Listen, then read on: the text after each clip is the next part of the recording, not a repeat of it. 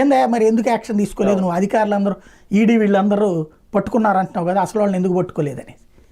అప్పుడు మేము చేస్తామని చెప్పి చేస్తుంటే కోర్టులో చెప్పాం కదా అంటారు. ఇక్కడ మిస్సింగ్ అది. రెండవది, మూడవది జనంలోకి రాకపోవడం. ఈ మూడు కూడా జగన్ని దెబ్బకొట్టడానికి కారణమైనవి. ఒక రకంగా మీరన్నట్టు న్యాయపరంగా చాలా చిక్కులు ఎదుర్కొన్నారు జగన్మోహన్ రెడ్డి అధికారంలో ఉన్నంతసేపు.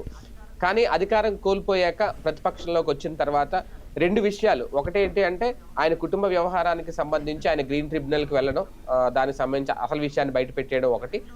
రెండోది పత్రికల మీద ఆయన ఏదైతే అదానికి సంబంధించి లంచాలు తీసుకున్నారన్నారో దాని మీద 100 కోట్ల పరువు నష్టం దావా వేయడం.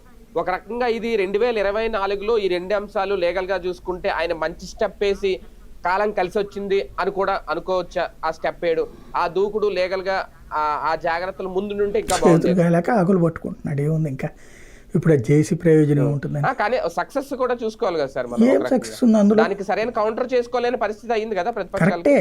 ఏముందని ఇప్పుడు దాంట్లో ఇప్పటికే ఏమైనా దుష్ప్రచారం ఆపుతున్నారా? ఇప్పుడు రోజు అదాని వ్యవహారంలో మాట్లాడడం కోర్టు ఆర్డర్ కాబట్టి, కోర్టు ఆర్డర్ కాబట్టి ఇతను డైరెక్ట్ కాదు కదా బేసిక్గా.